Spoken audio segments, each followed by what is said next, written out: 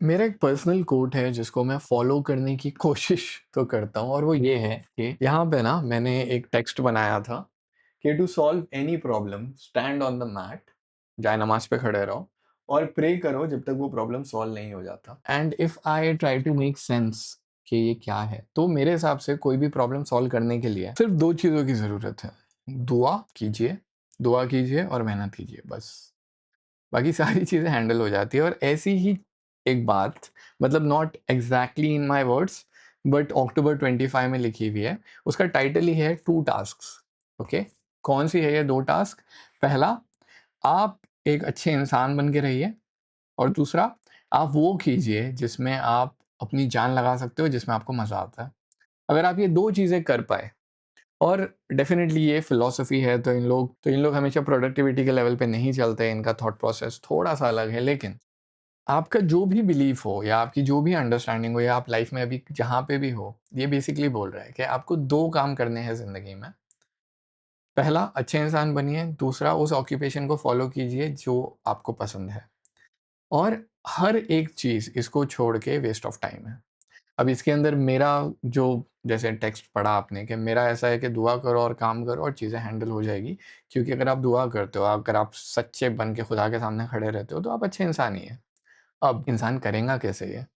सो और ये थोड़ा टफ क्वेश्चन है, बट फिलॉसफी ये बताती है कि चीज़ें बहुत सिंपल है यार। लाइफ हम ज़बरदस्ती कॉम्प्लिकेट करते हैं, लाइफ रियल में बहुत सिंपल है। तो करना क्या है? डिस्ट्रैक्शन से दूर हट जाओ। डिस्ट्रक्टिव इमोशन मतलब हेट्रेड, एंगर, फ्रस्ट्रेशन, इनसे दूर हटो, इनसे दूर रहने की कोशिश करो। अब अगर आपके दिमाग में क्वेश्चन आ रहा है कि ये कैसे करता है, तो फॉर एग्जांपल आपका मूड ख़राब है, आप गुस्से में हो, ऊपर से आप कुछ और रिवेंजफुल गाने सुनते हो, तो ऑब्वियसली आपका मूड, आपका इमोशन बढ़ जाएगा। लेकिन अगर आप उसकी जगह कुछ अच्छा सुनते हो, या आप बेसिकली कोई अच्छी स्पीच सुन रहे हो, या आप किसी अच्छे इंसान की बातें सुन रहे हो, या कोई मोटिवेशनल चीज़ सुन रहे हो, कोई प्रोडक्टिव चीज़ सुन रहे हो, या अपना काम करने लग गए हो, तो ये इमोशन को आप हैंडल कर रहे हो और बाहर के प्रेशर को आपको नहीं बोलना है। तो आपको खुद से सवाल पूछना है कि ऐसा कौन सा काम है जो सिर्फ आप ही कर सकते हो, और जो भी आपका लिमिटेड वक्त है इस दुनिया में, उसमें आप अच्छे से अच्छा क्या कर सकते हो। और जब वो सिचुएशन अराइव हो या आपके पास फ्री टाइम हो, तो वो काम करने की कोशिश करो। लोगों को वैसे ट्रीट करो जैसे आप चाहते हो कि वो आपको ट्रीट करें।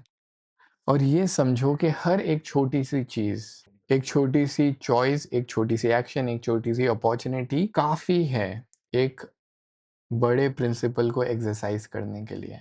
फॉर एग्ज़ाम्पल, ये एग्ज़ाम्पल अभी मैं 3-4 बार ले चुका हूँ, लेकिन अगर आप किसी को भीख दे रहे हो, तो आपने गरीब इंसान को मुश्किल से ₹10 दिए, लेकिन आप अगर उसके बारे में सोचो कि आप एक इंसान हो जिसने दूसरे इंसान की मदद की, ये प्रिंसिपल बहुत बड़ा है जिसको आपने अचीव कर लिया, भले ही आपकी एक्शन कितनी भी छोटी हो। And that's it. यही करना है। तो अभी आपके लिए क्वेश्चन है कि आपकी ज़िंदगी में आपके टास्क क्या है?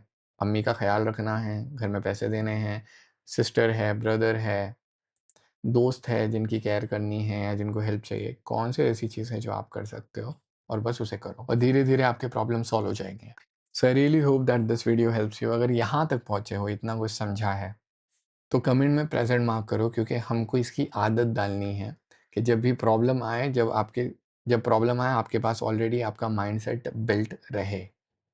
और मुझे पता है कि बहुत सारे लोग रोज़ नहीं देख पाते, दैट इज़ टोटली फाइन। अगर आप आज आए, कल नहीं आए, परसों आए, फिर धीरे-धीरे, धीरे-धीरे आप आराम से ट्रैक पे आ जाओगे। एक बेसिक रीज़न है कि लोग रोज़ नहीं आ पाते, क्योंकि यूट्यूब ने कुछ और एल्गोरिदम में सजेस्ट कर दिया या कोई और इम्पोर्टेंट चीज़ आ गई। इसके लिए हमने एक व्हाट्सएप चैनल बनाया है जहाँ पे रोज़ हम लिंक डाल देते हैं। तो अगर आपको यूट्यूब इन्फॉर्म नहीं करता, तो हम खुद व्हाट्सएप पे इन्फॉर्म कर देंगे। एंड आई हो really hope this video helps you. अगर मेरा बोलने का एक्सप्लेनेशन का तरीका अच्छा लगा, तो यहाँ पे 4 किताबें हैं जो मैंने डिटेल में एक्सप्लेन की है। अगर अभी तक चेक नहीं की है तो करो, आपकी बहुत ज़्यादा हेल्प होगी। और कल हम लौटेंगे with another page from the Daily Stoic. Till then दुआ में याद रखना।